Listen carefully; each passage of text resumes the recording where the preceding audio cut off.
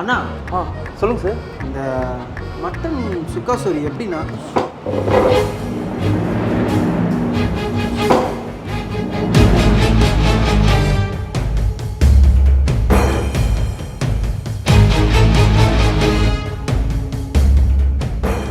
ஒரு கதை சொல்லட்டுமா சார்?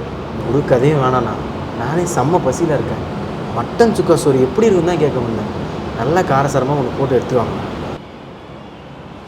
ஜானு வாழாய் வாழாய் வாழவே